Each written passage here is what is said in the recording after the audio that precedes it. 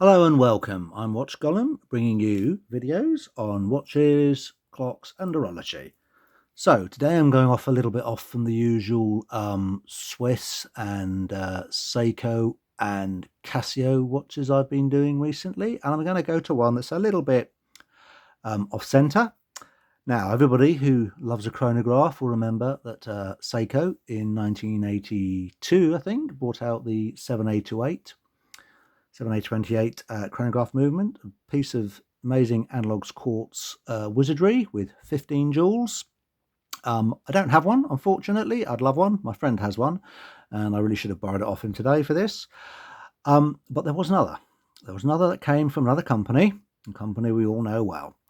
Citizen, or in fact Miyota, produced, the people who make their movements is Miyota, for those who don't know, produced the 3135 a couple of years later, and it was a 12 jewel analog chronograph.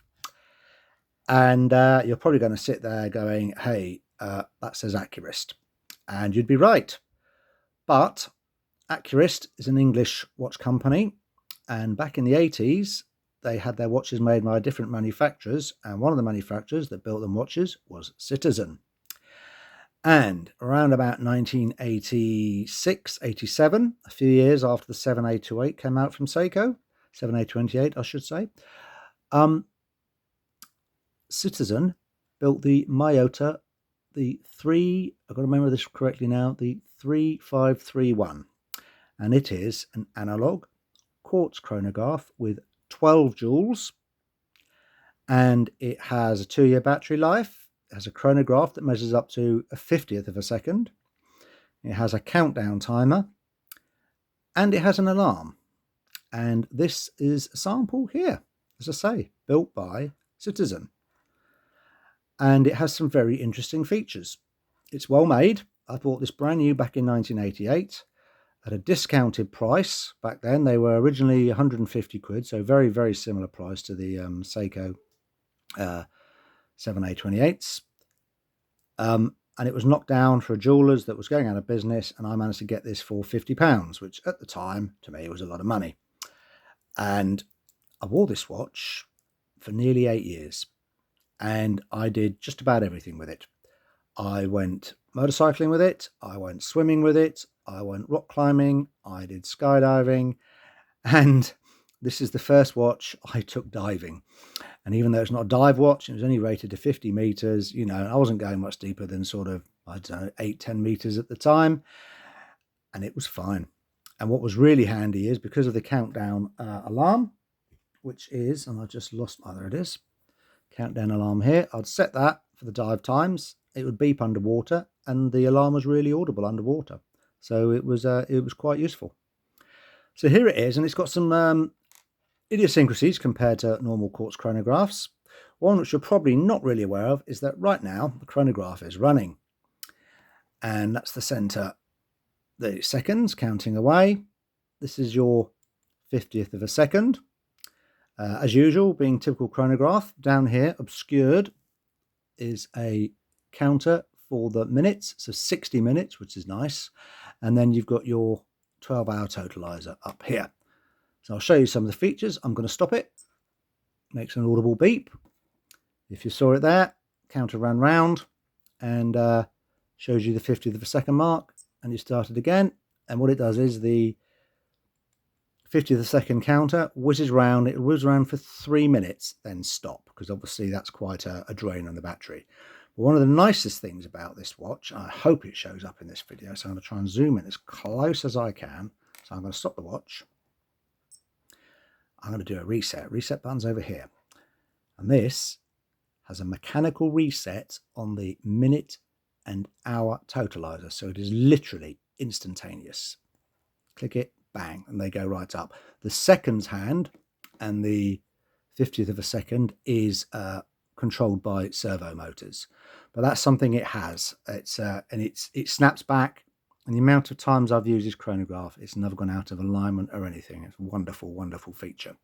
Now, it's still in the chronograph mode, and to get it out of chronograph mode, you push the bottom button. And what it does, unlike other watches, the chronograph center second now becomes the watch's constant seconds. And the hand moves round in 3 moves per minute. So it moves at the 60-second mark, 20-second mark, and the 40-second mark. So you get 3 moves per minute. And the other added feature it has is it has an alarm. So if you pull this part out here, and then you pull the crown out to the first position, you get a little show. Off it goes, and it will wind itself round. This is just so you can set the alarm time. I'm not sure what it's actually set for because I've just put a fresh battery in this. There you go. So I'm going to get up at 2 minutes to 3. Now, it does not have a date. So it is not a 24-hour watch. This is a 12-hour watch. So that alarm will go off at 2:58 a.m. and 2:58 p.m. But hey, what you do is you just push that back in. That's to set it. It'll go back to its telling of the time. It's quite fun watching that. I mean, back in the late 80s, that was impressive.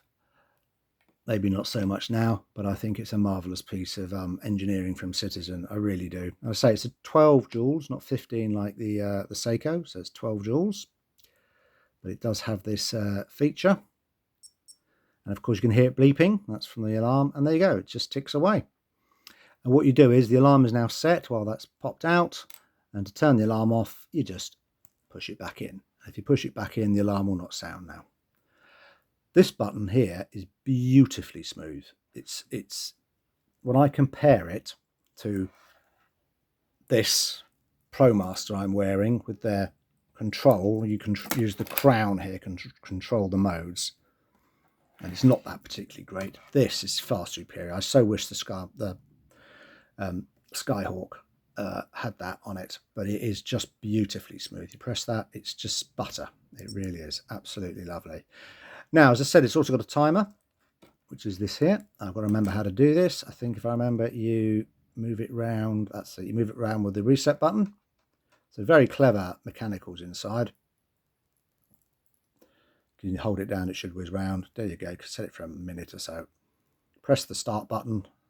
I'll just set it back to 0 because I'm being too silly. That's it. 2 beeps. And in a moment, it'll start counting. It'll start down because it says it's 50th of a second. So after about 10 seconds, that will start to move down. There it goes. And it will count down. So while that's counting down, let's get some measurements. So it's small, it's dainty this. So we're looking at, that's 38 side to side. Thickness, very thin watch, 9mm. I'm going to do lug to lug if I can. Oh, I just got it in there and it is 40, just under 42. I will do the lug widths in a minute, but I think it's more important to see the timer go off. Just a few more seconds. The amount of times I did this when I was younger is just beyond belief. There we go. And to turn it off, I think you push that. That's it, side button. Wonderful, wonderful piece of engineering. And as I said, this watch I used to use to wake me up every single day. I wore it every day. I didn't do silly things like I used to be a mechanic, so I didn't do things like working on cars, especially with a steel bracelet. But I wore it every day. I looked after it, and it's done well. I mean, look at that. How much play is in that strap? Stainless steel strap. As you can see, it's kind of got a sort of semi-integrated bracelet. I will try and now measure the lugs, but I think it's 18. It may even be less. Yeah, we got 18. So 18. And yeah. Now, interestingly, as I said, I used to use this for diving and swimming and everything. And people say nowadays 50 meters, oh no, you shouldn't do that. You shouldn't even put it in the shower, which I used to shower this watch all the time. But it's got 5 places water. Actually, no, it's got 7 places water can enter. The pushers, 1, 2, 3 pushers, the setting for the alarm, the crown, the crystal, and of course the case back. However, what I'm going to do is I'm going to show you the movement. Be very careful here because the bear with me, my fingers are a bit. Come on. Here she goes.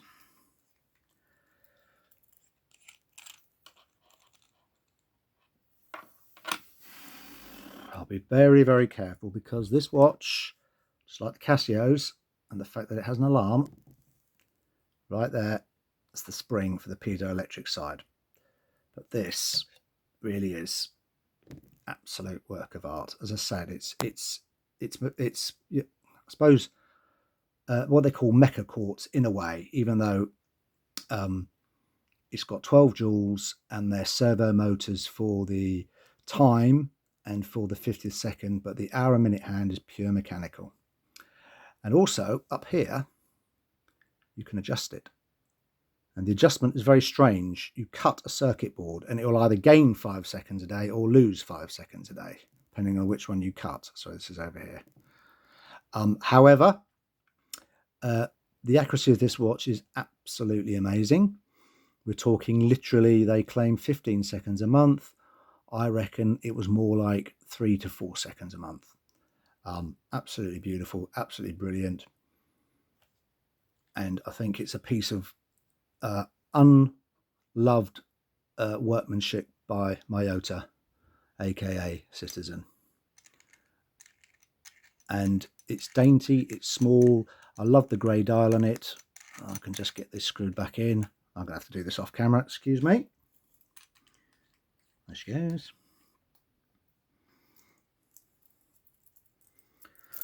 But yeah, it just the style of the dial, the hand. I mean, the loom's not great because it's loom of its day, late 80s, so it's not going to be perfect. But I love the grey dial. It's got chronograph alarm written on it. It's nice and clear. You can't miss this watch. Other things I love about it, when you set it, all you have to do is wait until the seconds gets round to the 40-second mark, pull the crown out, and the hands will whiz round for setting up at the 12 o'clock. So you can just set it. So there you go. And yeah, I think it's just an unsung hero. You can pick these up off eBay. They are around about 50, 60 quid. I saw one going a while back for, I think it was £40, in better condition than this one. It is just a mineral crystal. But this movement by Miyota was put in all sorts of watches, including Breitlings. So there are plenty of Breitlings out there, and they did slightly different versions. They did versions with a date window down here, and that had a 24-hour alarm on it. They also did one with the moon phase, but absolute steel. And yeah, a great watch that, yes, if you can't afford a Seiko with a 7A28 movement in it, get yourself one of these. Anyway, thanks for watching, and I'll see you in the next video.